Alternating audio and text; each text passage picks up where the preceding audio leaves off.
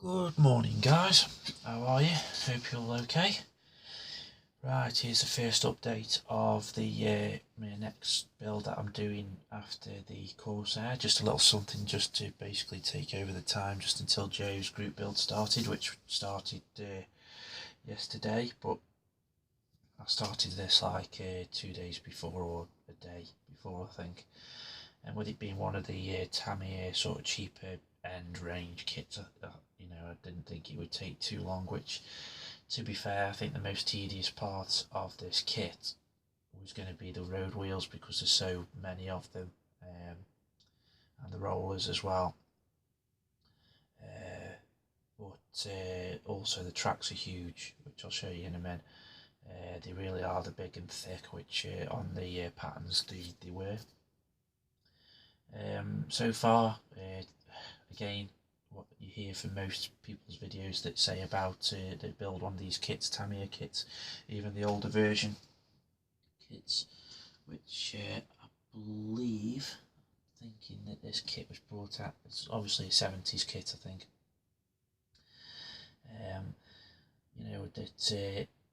I think the phrase is typical Tamiya. Is that the phrase shall we start using in the modelling community now?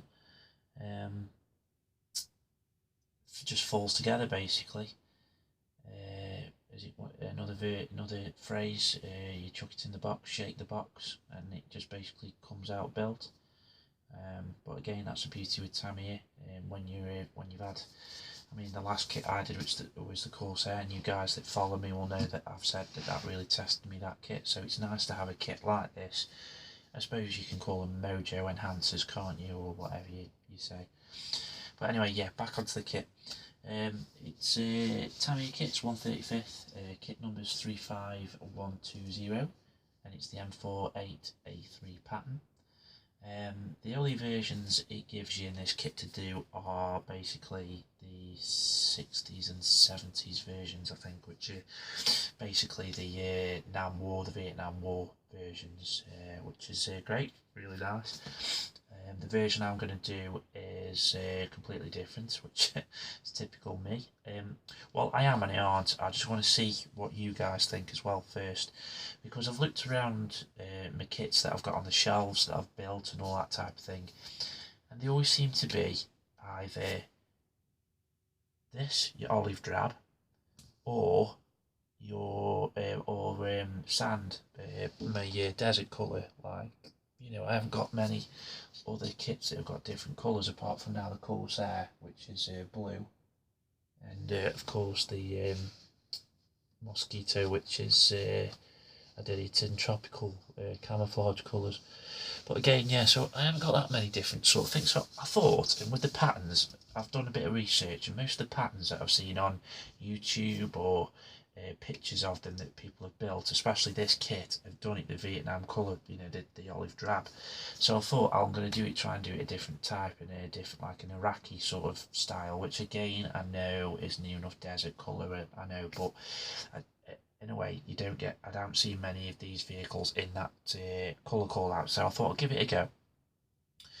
Anyway, I still might yet, depending on what you guys think as well, result back to going back to this sort of thing and do it that way. I'm not sure yet. I was going to use this kit as well and do what a few other guys have done recently, and sort of use it as a building sort of guide for new modelers and that type of thing.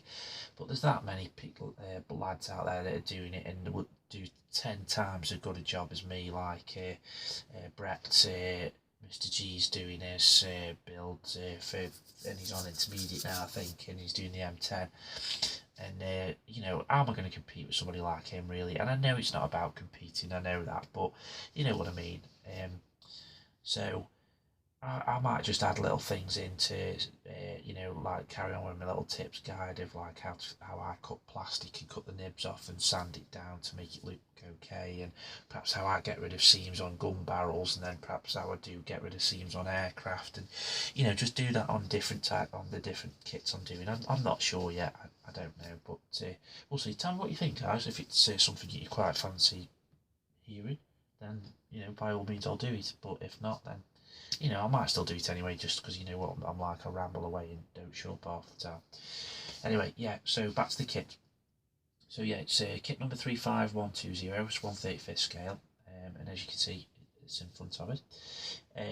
It wasn't going to be a massive update because all I've done is basically the lower hull. I've done the wheels. Well, this is all constructed. The lower hull's constructed and the wheels are constructed.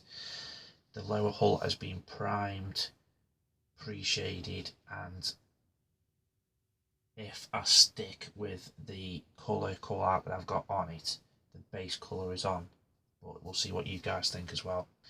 The wheels have been constructed, primed, and the base colour of black has been put on, but only because of the tyres, because I always paint them black first if I'm putting the black coloured tyres on, and then I get to either make myself a wheel mask, or I use the circular board or the Meng Bradley photo etch mask, which fits a lot of other wheels as well, to mask them, you know, and paint them off.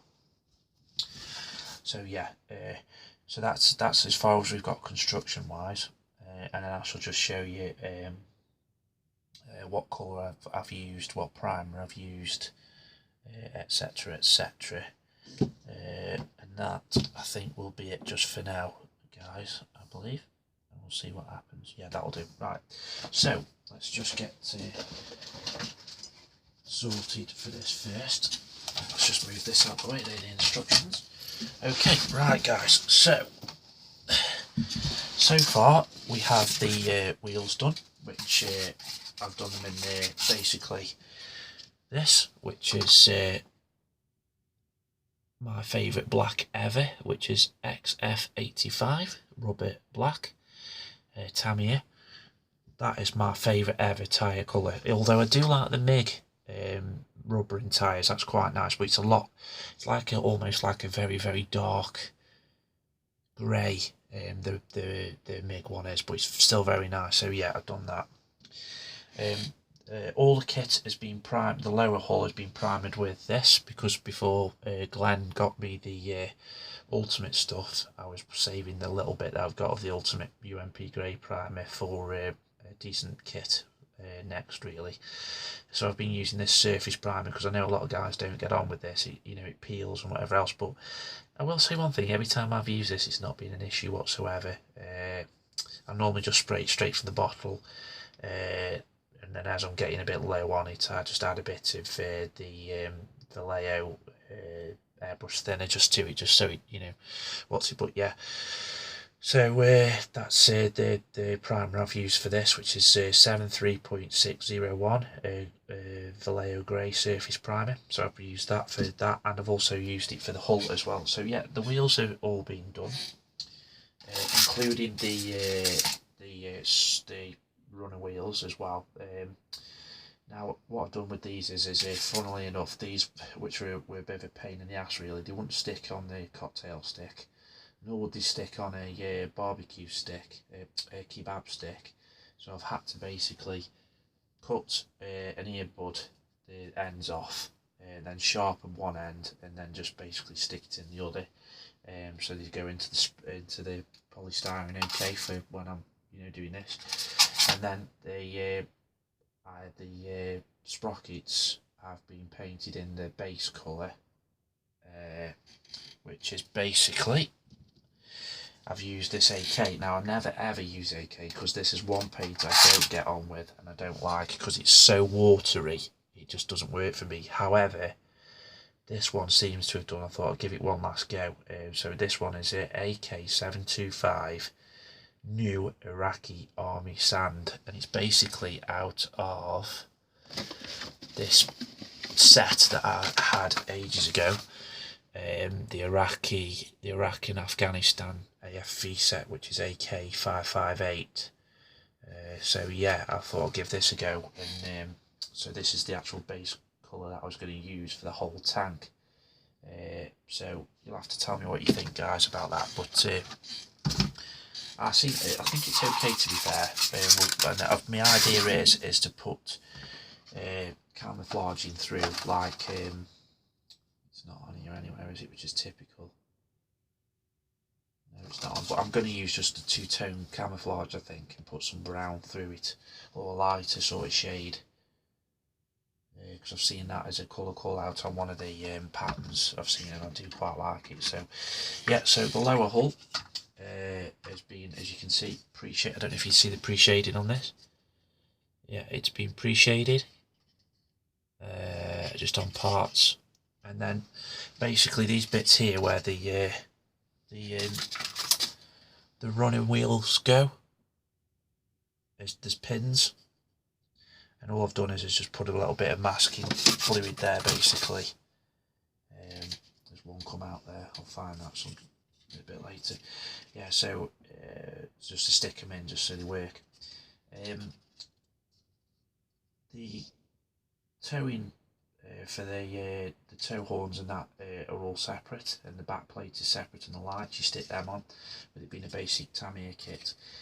And basically, as well, you actually do stick all these on as well, the suspension wheel legs, which I think is quite good for a cheaper Tamiya kit, because normally they come welded on, you know, already moulded on. So I do think that's quite a nice touch from the Tamiya, this one. And to be fair, now I'm actually handling this, and seeing it now it's all dried properly, it's had a day to dry. I'm quite liking this colour actually. It's a bit lighter than the US military colours I've been using recently for the Gulf Wars build, but I do quite like that actually. I could actually enter it into the Gulf Wars group build as an Iraqi version, couldn't I? Yeah, good idea, Steve. Anyway, yeah, so that's it on these. The only thing I would say is when you're cutting these off the sprue, be very careful, because of you have to, where the sprue not the sprue gate, but the sprue nib is actually attached to the arm. That's what you get in the kit on the sprue. They come like that, so you have to cut off, and there's a where you cut the off from the sprue, it's literally there, and I at first was holding the thinner part and then cutting it off with the X-Acto blade, me Swan Morton X-Acto blade, and it was really starting to bend because the arm there is very weak, so you've got to be desperately careful there. So if you're just careful, I sort of held it there and then sort of tried to cut away from me, but it wouldn't work, so I cut towards me, but I did it extremely carefully. So don't listen to me if there's any guys that are very young here trying to after tips and that. Do not cut towards you, whatever you do. It's a very bad idea. So yeah, that's about it on this guy so far. I can't really tell you much more than that, because it's, you know, like I say, it's this is as far as we've got. So that's up to stage on the instructions. That's up to stage 5. So you start as your normal Tamiya, your wheels and everything like that, and then you come on to, that's where I am now, number 5. And then we're going to be doing the air cleaners and the air conditioners next, and then that's sort of the upper hull part. You get 2 figures with this. You get the main figure, which is sitting on top of the turret there, and he's a full figure, and then you just get basically the upper body part of the driver, which isn't moulded particularly great. This guy is, it's not too bad really, but I'm not going to use them anyway, so they'll go into the spares box just for another time, possibly for when we come up to do the Vietnam group build. I think you know, depending on what I decide to build. So I've got a plane planned for that, but I might do a vehicle as well and a little dio, I'm not sure yet. But anyway, yeah, so bye. That's it guys, basically, for the update. I was going to tell you when this kit was released, but it's normally on the side of the box, but 1980, oh that's funny, funnily enough, 1981. That's a good year that was. That's the year I was born. So, there you go. Yeah, right guys, so that's my update of the Patton tank, the M48A3 Patton. So let me know what you think, guys. At the minute in time, I can't really give you much more, even though I've rambled on and on and on for 15 minutes on what is basically was going to take me about 4 or 5 minutes. But anyway, guys, let me know if you think I should stay with this colour guide and whatever else. If not, then let us know, because now I'm not going to be probably painting the next bit, and even if I do end up painting it before anybody lets me know, it's not a massive problem. It can be changed, can't it? Anyway, guys, hope you're well, hope you'll stay safe, and may the force be with you.